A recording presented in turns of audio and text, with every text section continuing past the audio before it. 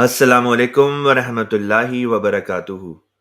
اشہد ان لا الہ الا اللہ وحدہ لا شریک لہ واشہد ان محمدا عبدہ ورسولہ، اما بعد فاعوذ باللہ من الشیطان الرجیم، بسم اللہ الرحمن الرحیم۔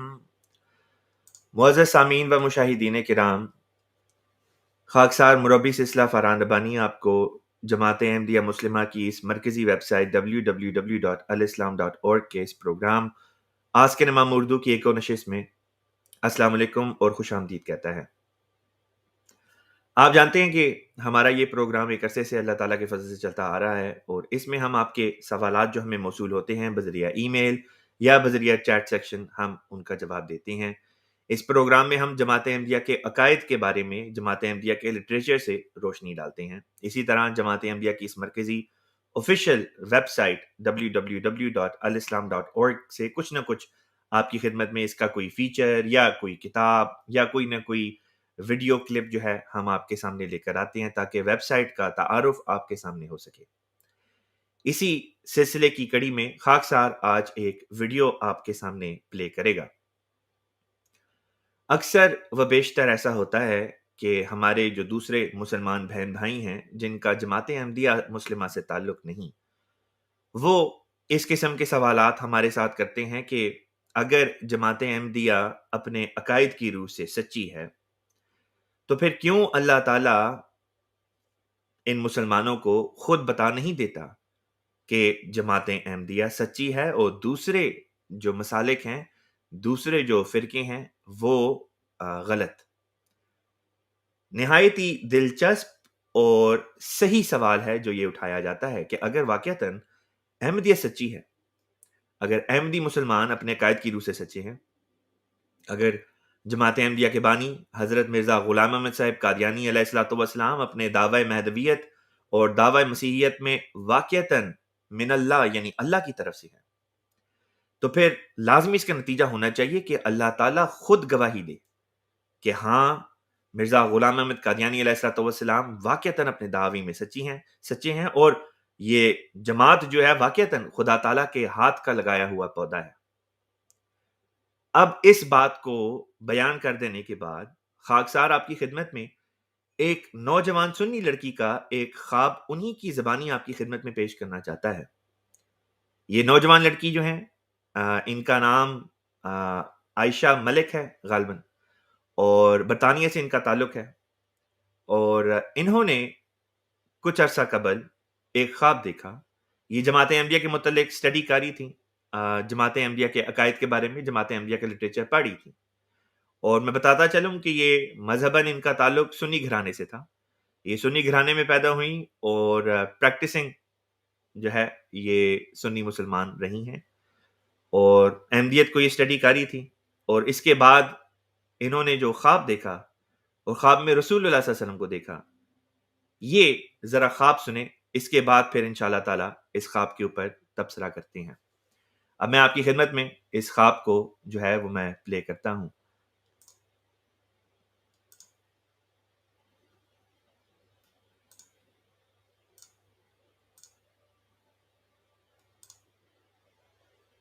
The dream that I had was I'm walking through the streets of London and it's dark and I just see crowds of people and all their skin is like, it's like charcoal, like flaking off, like burnt. And they look like they've been dipped. There's no other way to explain it than by saying they look like they've been dipped into the deepest pits of Jahannam. They look like they have been exposed to the fires of hell. And they are charred and they are all grouped together and they're just chanting, "He is not the prophet, he is not the prophet, he is not the prophet." And I'm making my way through this crowd of people thinking who are they talking about? And in the middle, in all his glory and majesty, was stood the Prophet sallallahu alaihi wasallam. And the nur that emanated from him and the authority that emanated from him, I was so shocked upon seeing him because everyone else is saying he's not the prophet, and I'm looking at him and it looks like the prophet. So I walk up to him, and I don't know how I had the courage. I don't know what was going on, but I was confident enough to go up to him, and his hair was like, salt and pepper. So he was elderly, up to his shoulders. He had high cheekbones. All the descriptions in the hadith that we can read, like it was him. But I thought I need to know for sure. So I asked him. I honestly, where this confidence came from, I have no idea. But I said, "Are you the prophet?" And he nodded. But then I thought, do you know what? There are so many prophets. Let me just be specific. And I said, as in Rasulullah sallallahu alaihi wasallam. And he smiled, and I saw the gap between his teeth. And as soon as I saw that gap between his teeth, I knew it was him. It was instinctual. I knew that this is the Prophet sallallahu alaihi wasallam. And these people are saying he's not the prophet, but they're the ones who look like they've been in hell. So I just said to him, I know where to take you. I end up in Baitul Futur, and I'm in Hazur's office all of a sudden. So the fifth Khalifa, I'm in his office, and I say, Hazur, the Prophet is here. And he stood up and he says, I know what to do. And I didn't know what to do, so I'm just following him, because I'm just thinking like, what is going on? And I'm overwhelmed, but I don't have time in the dream to be overwhelmed. So I follow Hazur, and the next thing you know, Hazur is stood in front of the Prophet, and he takes the Prophet's right hand and he puts his forehead on it. And then I just see people coming out nowhere and all touching like that, like Hazur's shoulder in like a line. And then I see people touching my shoulder, like I feel it, and I can't turn around, but I just knew the entire global Jamaat Ahmadiyya was there. And then I realized what was happening, because I recognized the image of, everyone's hands touching shoulders. And I was like, this is the pledge. This is the Pledge of Allegiance. This is the bay'ah. So the bay'ah was happening. And the Prophet was leading it. It wasn't Hazur leading it like we see at Jalsa. It was the Prophet was leading it. And seeing that, I was like, I need to join in. So I was stood on the left hand side of the Prophet, so his hand was towards me. So I just reached out and I just grabbed his hand and joined in. And then after it was completed, I woke up, and I didn't even have time to I just remember I just got up and ran to my mum. I didn't even have time to process. I just thought, this has just happened. I've got my answer. This is it. The final 1% was it was a spiritual 1% that I needed. Everything else academically made sense, couldn't fault it. There was no flaw. I even went as far as checking NASA's records, saying, oh Allah, I'm going to check everything.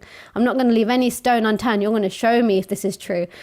With regards to the prophecy of the promised Messiah regarding the lunar and solar eclipses, I went through NASA's archives at the request of my mum just to check even that. So academically, everything was there. And I could have made an academic decision and said, oh Allah, this makes sense just on paper. So I agree with this. But that spiritual side that I needed from him was what was missing. And he gave it to me on a silver, not even a silver platter, like a heavenly platter. I still to this day don't know what I did right to deserve to see a dream on that level and to see the Prophet ﷺ himself. Any kind of dream where it was just indicated that Islam Ahmadiyya was correct would have been enough for me. But he gave me more than enough, and he's given me, and he didn't just give enough for me, he gave enough for my family, because they didn't need to do their own istikhara salah. They relied on the truth of my truthfulness and me relaying the dream to them, and they trusted in that.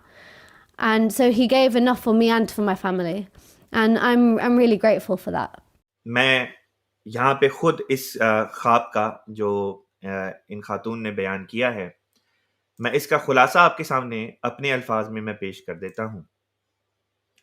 आप बयान करती हैं कि आपने ख्वाब में देखा कि आप लंदन की स्ट्रीट्स में से गुजर रही हैं और इस तरह का एक आलम महसूस होता है कि जैसे हर शख्स जो इर्द गिर्द मौजूद है, उनकी जो स्किन है, उनकी जो जिल्द है, वो जैसे जल चुकी है, और यूं मालूम होता है जैसे ये तमाम लोग जो इनके इर्द गिर्द हैं लंदन की स्ट्रीट्स पे, इनकी जिल्द जहन्नम की आग के पाताल में रहने की वजह से जल गई है। और یہ جہاں سے گزرتی ہیں وہاں پہ لوگ یہ کہہ رہے ہوتے ہیں کہ وہ نبی نہیں، وہ نبی نہیں، اور آپ حیران ہوتی ہیں کہ یہ کس کے بارے میں کہہ رہے ہیں کہ وہ نبی نہیں۔ اتنے میں آپ ایک نہایت ہی وجیح اور خوبصورت چہرے والے انسان کو دیکھتی ہیں، اور جب ان کو دیکھتی ہیں تو ان کے چہرے سے ایک نور نکلتا ہوا دکھائی دیتا ہے۔ ان کے چہرے کے خد و خال عین اسی مطابق جیسے کہ احادیث مبارکہ میں رسول پاک صلی اللہ علیہ وسلم کا جو حلیہ مبارک بیان فرمایا گیا ہے۔ اور آپ کے ذہن میں یہ خیال آتا ہے کہ میں پوچھوں کہ کیا آپ نبی اللہ ہیں، یعنی کہ کیا آپ رسول اللہ صلی اللہ علیہ وسلم ہیں؟ تو آپ یہ ذکر کرتی ہیں کہ کیا آپ ہیں پروفٹ؟ تو وہ مبارک ہستی جو ہے وہ اپنا سر ہلا کے اشارہ کرتی ہے کہ ہاں۔ اس پہ آپ کے ذہن میں خیال آتا ہے کہ انبیاء تو ڈھیر سارے گزرے ہیں، تو میں یہ تو پوچھوں کہ کیا آپ رسول اللہ صلی اللہ علیہ وسلم ہیں؟ تو اس پہ حضور صلی اللہ علیہ وسلم، وہ جو مبارک ہستی تھی وہ در حقیقت رسول پاک صلی اللہ علیہ وسلم تھے۔ آپ مسکرائے اور آپ کے دانتوں کے درمیان میں جو خلا تھا، جیسا کہ حدیث مبارکہ میں بیان کیا گیا ہے، تو آپ کہتی ہیں کہ جب میں نے وہ خلا دیکھا اور حضور صلی اللہ علیہ وسلم کو مسکراتے دیکھا اور ہاں کہتے دیکھا، تو میں سمجھ گئی کہ یہ رسول پاک صلی اللہ علیہ وسلم کی ذات بابرکات ہے۔ آپ کہتی ہیں میں نے حضور صلی اللہ علیہ وسلم کی خدمت میں عرض کی کہ یا رسول اللہ، آپ آئیں میرے ساتھ، میں جانتی ہوں کہ آپ کو میں نے لے کے کدھر جانا ہے۔ کہتی ہیں کہ اس کے بعد منظر بدلتا ہے اور میں مسجد بیت الفتوح جو لندن میں ہے ادھر چلی جاتی ہوں، اور بیت الفتوح کا مطلب ہے فتوحات کا گھر، یعنی وہ مسجد جہاں پہ خدا تعالیٰ کی طرف سے فتوحات نصیب ہوتی ہیں۔ تو بہرحال وہ کہتی ہیں کہ میں رسول پاک صلی اللہ علیہ وسلم کے ساتھ مسجد بیت الفتوح جاتی ہوں، اور اچانک وہاں پہ منظر پھر چینج ہوتا ہے، اور سیدنا خلیفۃ المسیح الخامس ایدہ اللہ تعالیٰ بنصر العزیز کا دفتر معلوم ہوتا ہے کہ جو جماعت احمدیہ مسلمہ کے اس وقت 5ویں خلیفہ ہیں، ان کے دفتر میں آپ کہتی ہیں کہ آپ پہنچ جاتی ہیں، اور جاتے ساتھ ہی آپ کہتی ہیں کہ حضور ہاں، احمدی مسلمان جو ہیں وہ اپنے خلیفہ وقت کو حضور کہتے ہیں۔ تو آپ نے کہا کہ میں نے خواب میں ہی جا کے خلیفۃ مسیح کی خدمت میں عرض کی کہ حضور رسول پاک صلی اللہ علیہ وسلم تشریف لے کر آئی ہیں۔ تو حضور جو کام کر رہے تھے آپ نے فوری طور پہ اس کام کو وہیں پہ چھوڑ دیا اور کھڑے ہو گئے اور فرمایا کہ مجھے پتا ہے کہ کیا کرنا ہے۔ اس کے بعد حضور کے ساتھ، یعنی حضرت خلیفۃ مسیح کے ساتھ، یہ خاتون جو تھیں یہ حضور صلی اللہ علیہ وسلم کی خدمت میں پیش ہوتے ہیں، اور جماعت احمدیہ کے خلیفہ جو ہیں وہ حضور صلی اللہ علیہ وسلم کے مبارک ہاتھ کے اوپر اپنی پیشانی رکھ دیتے ہیں۔ جس طرح ایک بچہ کبھی کبھی پیار سے اپنی ماں کے ہاتھ میں اپنا سر رکھتا ہے، ٹھیک اسی طرح جماعت احمدیہ کے خلیفہ اپنی پیشانی حضور صلی اللہ علیہ وسلم کے مبارک ہاتھ پہ رکھ دیتے ہیں، اور اس کے بعد اچانک جو دکھائی دیتا ہے وہ یہ دکھائی دیتا ہے کہ جیسے قطار در قطار احمدی مسلمان جو ہیں وہ اکناف عالم میں پھیلے ہوئے کھڑے ہوئے ہیں، اور ایک دوسرے کے کندھے پہ ہاتھ رکھا ہوا ہے۔ اور خاتون کہتی ہیں، عائشہ صاحبہ کہتی ہیں کہ مجھے اس خواب کے اندر وہ منظر مجھے یاد رہتا ہے، کیونکہ وہ منظر ٹی وی پہ پہلے دیکھا ہوا ہے عالمی بیت کا، جس میں ایک دوسرے کے کندھے پہ ہاتھ رکھ کے یہاں تک کہ خلیفہ وقت کے ہاتھ پہ ہاتھ رکھ کے جو ہے وہ بیعت ہو رہی ہوتی ہے۔ لیکن آپ کہتی ہیں کہ یہ منظر تھوڑا سا مختلف ہے، اس لیے کیونکہ یہاں پہ بیعت خلیفۃ المسیح نہیں کروا رہے، یا ان کے خلیفۃ المسیح کے ہاتھ پہ بیعت نہیں ہو رہی، بلکہ خود رسول پاک صلی اللہ علیہ وسلم جو ہیں وہ اس بیعت کو آگے بڑھا رہے ہیں۔ آپ صلی اللہ علیہ وسلم بیعت لے رہی ہیں سب سے، اور سب سے پہلے جس سے بیعت لے رہی ہیں وہ خود خلیفۃ المسیح ہیں، اور ان کے پیچھے باقی تمام جو ہیں وہ احمدی مسلمان۔ اس خواب کو دیکھتے ہوئے آپ کے ذہن میں یہ منظر چل رہا تھا جب عائشہ صاحبہ کے، آپ بیان کرتی ہیں کہ میں فوراً پہچان گئی کہ یہ تو بیعت ہو رہی ہے۔ تو کہتی ہیں کہ میں نے فوری طور پہ حضور صلی اللہ علیہ وسلم کا جو بایاں ہاتھ تھا اس کو پکڑ لیا، اور اس طرح پہ حضور صلی اللہ علیہ وسلم جو ہے آپ بیعت لیتے ہیں۔ آپ کہتی ہیں کہ اس کے مان بعد آپ کی آنکھ کھلتی ہے اور آپ فوری طور پہ بھاگ کر آپ اپنی والدہ کے پاس جاتی ہیں، اور یاد رکھیں کہ نہ یہ خاتون اس وقت احمدی ہیں نہ ان کی والدہ، دونوں سنی گھرانے سے تعلق رکھتی ہیں۔ جا کے اپنی والدہ کو بتاتی ہیں کہ میں نے اس طرح سے خواب دیکھا ہے، اور آپ نے خود اس بات کا ذکر کیا کہ جب یہ خواب ابھی آپ نے نہیں تھا دیکھا تو 99% تک 99% سے مراد یہ تھی کہ جتنی بھی اکیڈیمکلی جتنے بھی دلائل تھے، وہ کہتی ہیں کہ میں نے دلائل کی روح سے میں اس بات تک پہنچ گئی اور ہر چیز کو میں نے خود کنفرم کیا کہ آیا احمدیت دلائل کی روح سے سچی ہے کہ نہیں. کہتی ہیں میں دلائل کی روح سے اس بات تک پہنچ گئی کہ 99% باتیں واقعتاً یہی ہیں جیسے کہ جماعت احمدیہ نے بتائیں. اب 1% کیا تھا؟ وہ کہتی ہیں وہ 1% میرے دل کی تسلی تھی. کہتی ہیں میں یہ تو مان گئی کہ دلائل کی روح سے، قرآن پاک کے روح سے، احادیث مبارکہ کے روح سے، علماء سلف کے حوالہ جات کی روح سے، سائنس کی روح سے ہر گواہی جو تھی وہ احمدیت کی صداقت کی موجود تھی. لیکن پھر بھی دل میں کوئی خلش سی باقی تھی، کچھ پیاس ابھی باقی تھی. کہتی ہیں کہ جب یہ خواب دیکھا، یہ مبارک خواب دیکھا جس میں خود رسول پاک صلی اللہ علیہ وسلم کو دیکھا، تو آپ کہتی ہیں کہ وہ جو ایک خلش سی باقی تھی وہ اللہ تعالیٰ نے دور کر دی اور انہوں نے پھر فوری طور پہ جماعت احمدیہ میں بیعت کر کے شمولیت اختیار کر لی.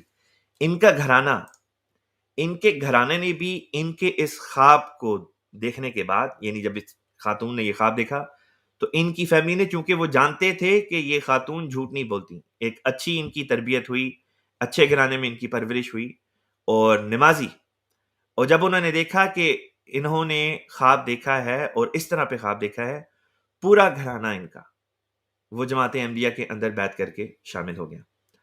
تو اگر جماعت احمدیہ سچی نہیں ہے، اگر جماعت احمدیہ کے بانی سچے نہیں ہیں، اگر جماعت احمدیہ کی خلافت سچی نہیں ہے، تو کیا وجہ ہے کہ ایک شخص جس کا احمدیت سے دور دور کا بھی کوئی تعلق نہیں، خدا تعالیٰ خود رویا دکھا کے، اور رویا میں کسی اور شخص کو نہیں بلکہ اپنے محبوب ترین نبی حضرت رسول پاک صلی اللہ علیہ وسلم کو اس مبارک رویا میں دکھا کے پھر ان کو بیعت کی توفیق عطا فرماتا ہے. تو اگر احمدیت سچی نہیں تو پھر ایسا کیوں ہوتا ہے؟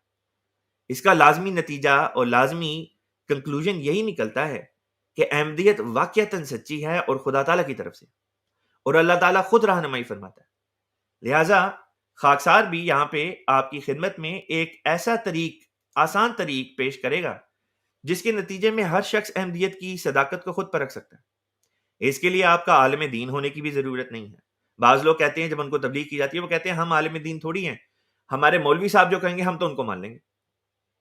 اگر ان کو انہی کے مولویوں کا اعتراف دکھائیں تو آگے سے کہتے ہیں کہ جی ہوگا، لیکن ہماری سمجھ سے یہ چیزیں باہر ہیں، ہم تو بس مولوی صاحب جو کہہ رہے ہیں اسی کو فالو کریں گے. قسم کے لوگ بہانے جو ہیں وہ لگا جاتے ہیں، حالانکہ بڑی آسان سی ایک بات ہے، بہت آسان سی بات ہے. حضرت مرزا غلام احمد قادیانی علیہ الصلوۃ والسلام کا دعویٰ یہ ہے کہ آپ خدا تعالیٰ کی طرف سے ہیں. اس دعوے کی صداقت کو پرکھنے کا سب سے آسان ترین طریقہ یہ ہے کہ خود اللہ تعالیٰ سے پوچھیں. جھوٹا انسان کبھی بھی یہ نہیں کہے گا کہ میں خدا کی طرف سے آیا ہوں، خود خدا سے پوچھ لو کہ میں سچا ہوں کہ نہیں. سچا انسان جو واقعتاً اللہ تعالیٰ کی طرف سے آتا ہے وہ بطور دلیل کے یہ بات پیش کرتا ہے کہ اگر میں خدا کی طرف سے نہیں، تم خود خدا سے پوچھ لو. خدا تعالیٰ سورہ الحاقہ میں فرماتا ہے کہ جو خدا پر جھوٹ باندھتا ہے اللہ تعالیٰ اس کو پکڑ کر اس کی شہرت کاٹ دیتا ہے، اس کا سلسلہ تباہ کر دیتا ہے اور اس کی جماعت ختم ہو جاتی ہے، اس کا پیغام ختم ہو جاتا ہے. دیکھیں مسیلمہ الکذاب نے جھوٹے طور پہ نبوت کا دعویٰ کیا، پکڑا گیا، مارا گیا، خدا کی قہری تجلی کا نشانہ بنا، اس کا پیغام ختم ہو گیا، اس کے ماننے والے ختم ہو گئے. آج دنیا میں کوئی بھی نہیں جو یہ کہے کہ وہ مسیلمہ کذاب کے پیروکار ہے، ایک شخص بھی نہیں ملتا. اسی طرح اسود انسی تھا، سجاد تھی، طلیحہ تھا، متنبی، یہ ڈھیر سارے لوگوں نے جھوٹے طور پہ نبوت کا دعویٰ کیا، سب کے سلسلے خدا تعالیٰ نے تباہ کر دیے. آج ایک شخص بھی دنیا کے پردے پہ آپ کو ایسا نہیں ملے گا جو کہے کہ جی وہ طلیحہ کا ماننے والا ہے، یا اسود انسی کا، یا متنبی کا، یا سجاد کا، یا مسیلمہ کا، یا کسی اور جھوٹے دعوے دار نبوت کا. لیکن جماعت احمدیہ کے بانی 1835 میں پیدا ہوتے ہیں، 1889 میں جماعت کی بنیاد رکھتے ہیں، 1908 میں وفات ہو جاتی ہے اور خلافت کا سلسلہ شروع ہوتا ہے. اور آج 2022 چل رہا ہے، 2022 سوا صدی گزر چکی ہے، ایک صدی اور پھر سوا صدی، مزید سوا ایک صدیاں گزر چکی ہیں، اور یہ سلسلہ ختم ہونے کے بجائے بڑھتا چلا جا رہا ہے. یہ اگر صداقت کی دلیل نہیں تو پھر اور کیا ہے؟ تو ہمارے غیر احمدی مسلمان بہن بھائی جو ہیں، جو اس پروگرام کو دیکھ رہے ہیں، یا دوسرے غیر مسلمان بہن بھائی بھی جو ہیں، جو اس پروگرام کو دیکھ رہے ہیں، آپ کی خدمت میں خاکسار یہ عرض کرتا ہے کہ بڑا آسان سا طریقہ ہے جماعت احمدیہ کی صداقت پرکھنے کا. آپ اللہ تعالیٰ سے پوچھیں کہ اے اللہ تعالیٰ، اس طرح سے یہ ایک جماعت ہے، ان کے بانی نے یہ دعویٰ کیا ہے کہ وہ تیری طرف سے آئے ہیں اور امام مہدی اور مسیح ہونے کا دعویٰ ہے، اور کہتے ہیں کہ رسول پاک صلی اللہ علیہ وسلم کی امت میں بطور امتی نبی کے ہیں، یعنی حضور صلی اللہ علیہ وسلم مالک اور مرزا غلام احمد قادیانی علیہ الصلوۃ والسلام ایک ادنا غلام کے طور پہ اللہ تعالیٰ نے حضور صلی اللہ علیہ وسلم کی امت میں ان کو نبوت کا درجہ عطا فرما دیا. کیا یہ بات سچ ہے؟ کیونکہ مولوی حضرات کہتے ہیں یہ بات سچ نہیں، تو اے اللہ تو خود بتا. کیونکہ یا تو ان دو میں سے ایک بات ہے، یا تو واقعتاً تو نے بھیجا ہے یا تو نے نہیں بھیجا. اگر تو نے بھیجا ہے تو ہمیں خود بتا تاکہ ہم بھی تیرے اس مبارک سلسلے میں داخل ہو سکیں، اور اگر تو نے نہیں بھیجا تب بھی ہماری رہنمائی فرما تا ہم اس چیز سے دور رہیں اور اس سلسلے کو تباہ کر دے. اگر یہ سلسلہ جھوٹا ہے تو خدا خود اس کو تباہ کر دے گا. لیکن اس کے برعکس ہمیں گواہی دکھائی دے رہی ہے. خدا تعالیٰ کی فعلی شہادت تو جماعت کے ساتھ ہے. ہر دن جو جماعت کے اوپر چڑھتا ہے، ہر دن جو خلافت کے اوپر طلوع ہوتی ہے، الحمدللہ الحمدللہ الحمدللہ، جماعت احمدیہ تو ترقی کرتی چلی جا رہی ہے. اب سوال یہ باقی رہ جاتا ہے کہ آپ کیا یہ سوال خدا تعالیٰ کے حضور پیش کریں گے کہ نہیں کریں گے؟ اگر واقعتاً آپ کے دل میں سچائی کو ڈھونڈنے کی جستجو اور طلب ہے، جو کہ ہر انسان میں ہونی چاہیے، یہ چھوٹی بات تو نہیں کہ ایک شخص دنیا میں آئے اور آ کے یہ دعویٰ کرے کہ وہ خدا تعالیٰ کی طرف سے بنی نوع انسان کو اکٹھا کرنے کے لیے بھیجا گیا ہے، کہ وہ خدا کی طرف لوگوں کو اکٹھا کرے. جماعت احمدیہ کے ایک بزرگ تھے ملک سیف الرحمان صاحب، جو جماعت کی مفتی بھی رہ چکے. آپ ایک زمانے میں غالباً مجلس احرار کے ساتھ آپ کا تعلق تھا، اور آپ نے ایک دفعہ یہ آپ کو موقع ملا قادیان آنے کا، اور یہ پارٹیشن سے بھی پہلے کی بات ہے، تو آپ نے یہ بات ذہن میں سوچی کہ جماعت احمدیہ کے بانی کا دعویٰ ہے نبی ہونے کا. آپ نے کہا کہ میں نے نہ کبھی سچا نبی دیکھا ہے، اور نہ ہی کسی سچے نبی کی قبر پہ جانے کا موقع ملا ہے، اور نہ ہی کبھی جھوٹے نبی کو دیکھا ہے، اور نہ ہی کبھی کسی جھوٹے نبی کی قبر پہ جا کے اس کو دیکھنے کا موقع ملا ہے، قبر کو. تو آپ نے کہا کہ بڑا سنہری موقع ہے، میں قادیان تو آیا ہوں، جا کے قادیان میں دیکھ ہی لوں. آپ قادیان آئے، آپ نے قادیان آ کے حضرت مرزا غلام احمد صاحب قادیانی علیہ الصلوۃ والسلام کی جو قبر مبارک تھی اس کو دیکھا، اور یہ ٹرننگ پوائنٹ تھا ان کی زندگی میں. اور یہاں سے پھر احمدیت کی طرف ان کا سفر شروع ہو گیا. بالآخر احمدی ہوئے، اور پھر جماعت احمدیہ میں مفتی سلسلہ کا عہدہ بھی جو تھا وہ آپ کے پاس کا. لیکن ان کا سفر شروع کس طرح ہوا؟ اس خیال سے کہ دنیا میں کوئی شخص آ کے یہ دعویٰ کر دے کہ وہ خدا کی طرف سے، یہ بہت بڑا دعویٰ ہے. ہر انسان پہ فرض بنتا ہے کہ مومن پہ تو بہرحال یہ فرض بنتا ہے کہ وہ اس کے دعوے کو سیریسلی کنسیڈر کرے اور دیکھے کہ کیا یہ دعوے میں سچا ہے کہ غلط ہے. اگر وہ اس کو دعوے میں غلط پائے تو اس کا انکار کر دے، اور اگر وہ اس کو اس دعوے میں سچا پائے تو پھر اس کو ایکسیپٹ کرنے سے فرار نہیں.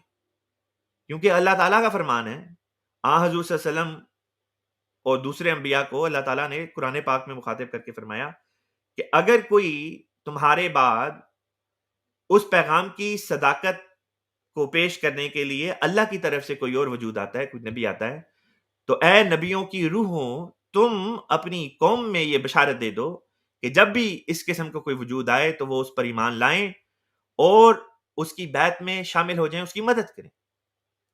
اس کو قرآن پاک میں میثاق النبیین کے نام سے یاد کیا گیا ہے، اور اس کا 2 جگہ پہ ذکر آتا ہے. سورہ آل عمران میں غالباً آتا ہے اور سورہ الاحزاب میں آتا ہے. تو یہ اتنی بڑی بات ہے کہ جس کا ذکر اللہ تعالیٰ نے قرآن پاک میں 2 جگہ فرمایا. حدیث مبارکہ میں بھی ہمیں ذکر ملتا ہے. تو یہ بڑا آسان سے ایک طریق ہے جو خاکسار نے آپ کے سامنے رکھ دیا. آپ خود اللہ تعالیٰ سے پوچھ لیں. بعض لوگ ہیں جو خود کو احمدی کہتے ہیں لیکن خلافت کے ساتھ وابستہ نہیں. آپ کے لیے بھی بڑا آسان سا طریقہ ہے، آپ اللہ تعالیٰ سے خود پوچھ لیں کہ اللہ تعالیٰ، کیا خلافت احمدیہ جو ہے وہ سچ پر ہے قائم کہ نہیں؟ اور میں خدا تعالیٰ کی قسم کھا کے یہ کہہ سکتا ہوں کہ میں بہرحال اس یقین کے اوپر کھڑا ہوں کہ الحمدللہ ثم الحمدللہ جماعت احمدیہ کے بانی اپنے دعوی میں سچے، اور جماعت احمدیہ میں موجود خلافت احمدیہ بالکل اسی مقام پر کھڑی ہے جس مقام پر اللہ تعالیٰ نے خلافت احمدیہ کے متعلق پیشن گوئی فرمائی تھی قرآن پاک میں. اور اسی طرح احادیث مبارکہ میں. قرآن پاک میں سورہ نور میں خلافت کا ذکر ہے جو 2 دفعہ یہ پیشن گوئی پوری ہوئی. ایک دفعہ رسول پاک صلی اللہ علیہ وسلم کے زمانے میں خلافت راشدہ کی صورت میں، اور ایک دفعہ آخری زمانے میں جا کے اس نے پورا ہونا تھا جو امام مہدی کا زمانہ بنتا ہے، اور حضور صلی اللہ علیہ وسلم کا فرمان اس بارے میں ہمارے سامنے موجود ہے. اسی کے ساتھ جو میں نے مضمون پیش کرنا تھا وہ یہاں پہ ختم ہوا. اب جو آپ کے پیغامات اور سوالات موصول ہو رہے ہیں ان کی طرف چلتے ہیں. ڈھیر سارے لوگوں کی طرف سے السلام علیکم کا پیغام آ رہا ہے. وعلیکم السلام ورحمۃ اللہ وبرکاتہ.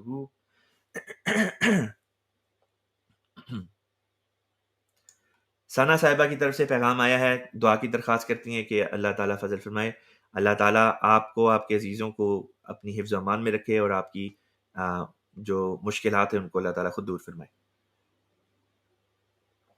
آمین. اچھا جی،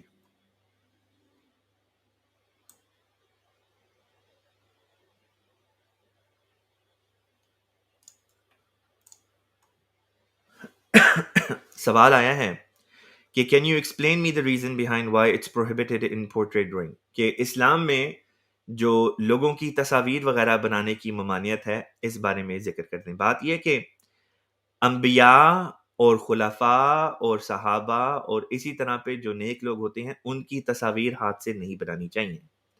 اس کی ممانعت اسلام میں ہے. اس کی وجہ یہ ہے کہ یہ جو انسان ہاتھ سے اسکیچ بناتا ہے یہ 100% ایکوریٹ نہیں ہو سکتی. انسان ہاتھ سے ایک چیز بناتا ہے، کیمرے سے کسی کی تصویر نکال لینا یہ ایک الگ چیز ہے، کیونکہ کیمرہ جو ہے وہ 99% ٹھیک نہیں ہوتا، یا 98% ٹھیک نہیں ہوتا، یا 90% ٹھیک نہیں ہوتا، بلکہ 100% جو انسان کے چہرے کے خد و خال ہیں وہ اسی کو کیپچر کرتا ہے. لیکن انسان جب اپنے ہاتھ سے کوئی تصویر بناتا ہے تو وہ 100% کبھی بھی ٹھیک نہیں ہو سکتی. اس میں ہمیشہ انسانی کمزوری کی وجہ سے کچھ نہ کچھ بہرحال اس میں کمی بیشی رہ جاتی ہے. اسی لیے اللہ تعالیٰ کے نیک بندوں کی تصویریں اسکیچ وغیرہ بنانے کی اسلام میں ممانعت ہے.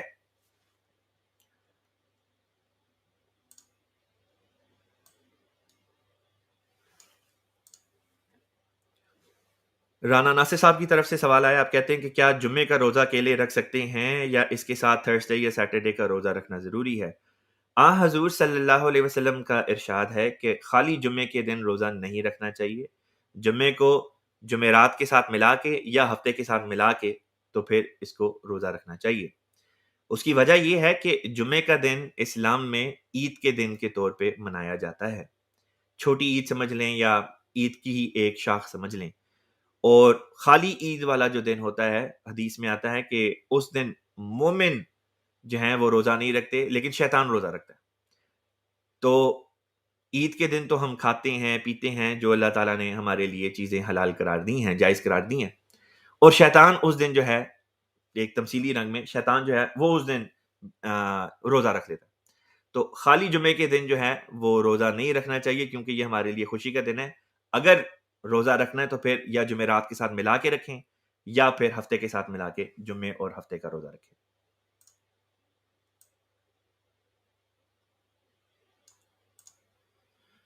سوال آیا کہ کیا کالے جادو سے کسی کو برباد کر سکتے ہیں؟ اس بارے میں آپ کے کیا بلیوز ہیں؟ بات یہ ہے کہ اسلام میں کالے جادو کا رتی برابر بھی کوئی تصور نہیں. یہ مولویوں نے اور اسی طرح لوگوں نے خود ہی یہ باتیں گھڑ لی ہیں. اس کا زیادہ تر تعلق کلچر کے ساتھ ہے، خاص طور پہ ہمارے برِ صغیر پاک و ہند وغیرہ کے علاقے جو ہیں یہاں پہ اس قسم کے یہ تصورات پائے جاتے ہیں کہ جادو ٹونا ہو سکتا ہے اور دوسرے کو اس سے تکلیف پہنچائی جا سکتی ہے، دوسرے کو قابو کر لیتے ہیں. آئے گئے دن اس قسم کے اشتہارات سوشل میڈیا پہ بھی آتے ہیں اور اخباروں میں بھی اس قسم کی سرخیاں آتی ہیں. بعض مولوی حضرات لوگوں کو ٹھگنے کے لیے اس قسم کے اشتہار دیتے ہیں کہ اگر آپ کسی کو پسند کرتے ہیں تو آپ ہمیں بتائیں، ہم کالے جادو کے ذریعے سے ایسا اس کے اوپر جادو کریں گے کہ وہ آپ کے پیار میں پاگل ہو جائے گا. یہ اس قسم کی باتیں کرتے ہیں اور سمجھتے ہیں کہ گویا کہ یہ اسلام کی خدمت کر رہے ہیں. یہ ان کا اسلام ہے مولویوں کا. تو خدا را مولویوں سے پیچھا چھڑائیں، محمد رسول اللہ صلی اللہ علیہ وسلم کے پیچھے چلیں. اور حضرت محمد رسول اللہ صلی اللہ علیہ وسلم کے پیچھے چلنے کا بہترین طریقہ ہے کہ آپ قرآن پاک کو دیکھیں.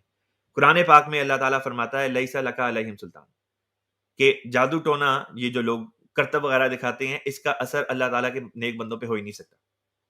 تو جادو ٹونا نام کی چیز لوگوں کی بنائی ہوئی ہے، اس کے اندر کسی قسم کا کوئی بھی اثر نہیں ہوتا. یہ جو کالا جادو، ووڈو، اس قسم کی جو باتیں بنائی ہوئی ہیں، ان میں کوئی بھی صداقت نہیں ہے.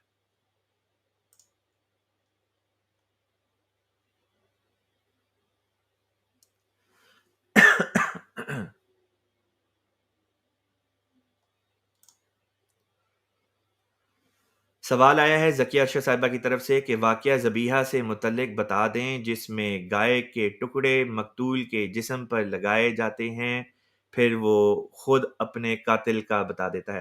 بات یہ ہے کہ اس قسم کا واقعہ تو قرآن پاک میں آیا ہی نہیں. جس واقعے کی طرف آپ اشارہ کر رہی ہیں وہ سورہ البقرہ میں آتا ہے کہ بنی اسرائیل میں ایک شخص کا قتل ہو گیا اور کہا گیا کہ اس کے ٹکڑے کو دوسرے ٹکڑے پہ لگاؤ تو حقیقت مل جائے گی.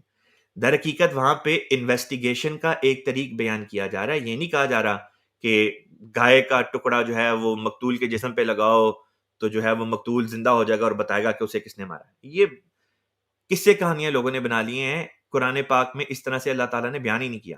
اللہ تعالیٰ نے تو یہ بات بیان کی تھی کہ یہ جو قتل ہوا ہے اس کے حالات، اس کے حال احوال دیکھو، اور جب تم ایک نتیجے پہ پہنچ جاؤ تو انہی حال احوال کے مطابق دوسرے قتل کے مقدمات کو بھی دیکھ لو، تو تمہیں پتہ چل جائے گا کہ جس طرح سے اس کا قتل ہوا ہے اسی طریقے پہ دوسرے قتل بھی ہوئے ہیں. انویسٹیگیشن کرنے کا ایک طریق اللہ تعالیٰ نے ہمیں جو ہے وہ سکھایا. فورینسک انویسٹیگیشن کے اوپر اب جو ڈیفرنٹ پروگرام وغیرہ بھی بنائے جاتے ہیں ان میں یہی طریقے انویسٹیگیشن جو ہے وہ دکھایا جاتا ہے. امریکہ میں ایف بی آئی نے، فیڈرل بیورو آف انویسٹیگیشن نے ایک خاص سیل بنایا. یہ غالباً آج سے کوئی 40-45 سال پہلے کی بات ہے، یا شاید اس سے بھی پہلے کی. اور اس میں انہوں نے یہ تحقیق کرنی شروع کی کہ یہ جو سیریل کلرز ہوتے تھے ان کو سٹڈی کریں، ان کے طریقے واردات کو سٹڈی کریں، اور ایک کے طریقہ واردات کو سٹڈی کر کے ان کو یہ پتا چل جاتا تھا کہ اس جیسے سوچنے والے لوگ جو جن کو سائیکوپیتھ کہتے ہیں، تقریباً جتنے بھی سائیکوپیتھ ہوتے ہیں ان کے طریقہ واردات ایک جیسے ہوتے ہیں. گویا کہ وہی بات جو اللہ تعالیٰ نے قرآن پاک میں سورہ بقرہ میں بیان فرمائی تھی بنی اسرائیل کے ضمن میں، کہ ایک واقعے کو لو اور اس سے اس کے حال احوال دیکھ کے اسی کو دوسرے جو قتل کے کیسز ہیں اس کے اوپر چسپاں کر کے دیکھو گے تو تمہیں وہاں پہ پتہ چل جائے گا کہ وہ قتل کس طرح ہوا اور موسٹ لائکلی قاتل کون ہوگا. تو یہ بات ہی جس کو مولوی حضرات نے کچھ کا کچھ جو ہے وہ شکل دے کے تو ایک بالکل ہی ڈیفرنٹ قسم کی چیز بنا دیا. چلیں آگے چلتے ہیں.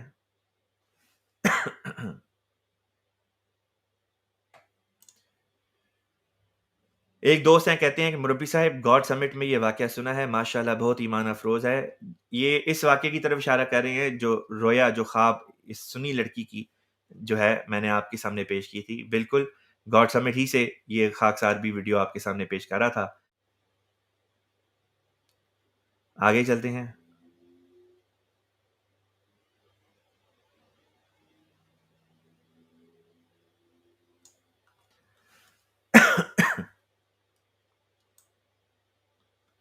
آپ کے پیغامات، ڈھیر سارے پیغامات ملتے ہیں اور سوالات بھی بیچ میں ہوتے ہیں، تو میری کوشش یہ ہوتی ہے کہ میں آپ کے سوالات کو ڈھونڈ لوں اور سوالات کا جواب دوں. کئی دوست ہوتے ہیں وہ کہتے ہیں آپ ہمارے سوال کا جواب نہیں دیتے. بات یہ کہ کئی دوستوں کی طرف سے پیغام اور سوالات جو ہیں وہ مکس ہو کے آ رہے ہوتے ہیں، تو بعض دفعہ وقت کی کمی کی وجہ سے ڈھونڈنا بھی ذرا مشکل ہو جاتا ہے.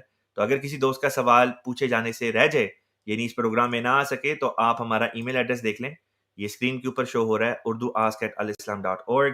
اس کے ذریعے سے آپ اپنے سوالات ہمیں بذریعہ ای میل بھی بھیج سکتے ہیں.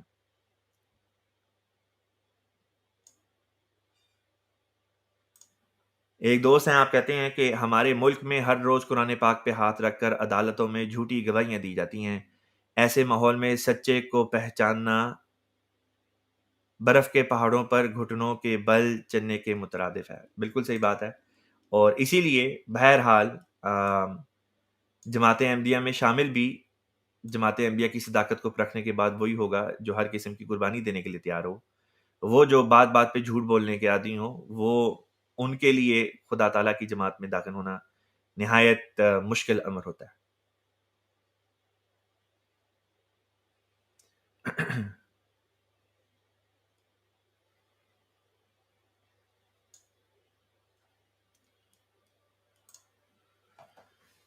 یہ سوال آیا ہے، کہتے ہیں کہ جی دینی فقہ مسائل جو ایم ٹی اے پہ پروگرام آتا ہے اس میں فرائیڈے کے روزے رکھنے کو منع نہیں کیا، ابھی رمضان کے پروگرام میں جواب دیا ہے۔ بات یہ ہے کہ جو فرض روزے ہوتے ہیں، جس طرح کہ رمضان کے روزے جو فرض ہیں، وہ اگر کسی وجہ سے کوئی انسان صرف جمعے کے دن بھی رکھ لیتا ہے تو وہ فرض روزے ہیں، اور وہ انسان اس طرح پہ ان کو رکھ سکتا ہے۔ لیکن بہرحال ہم نفلی روزوں کی جب بات کر رہے ہیں تو نفلی روزوں کے متعلق تو حضور صلی اللہ علیہ وسلم کا یہ فرمان ہمارے سامنے موجود ہے۔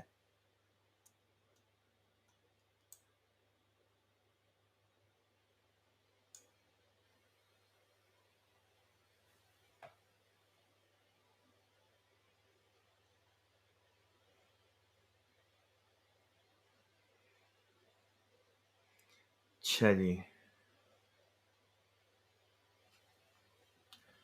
آج کا پروگرام یہیں پہ ختم کرتے ہیں۔ ایک دو اور سوال ہیں لیکن ان کا جواب اس وقت میرے ذہن میں موجود نہیں۔ میں انشاءاللہ تعالی یہ جو آخر میں ایک دو سوال آئے ہیں ان کے بارے میں پڑھ کے تو پھر اگلے پروگرام میں ان سوالوں کا جواب دے دوں گا۔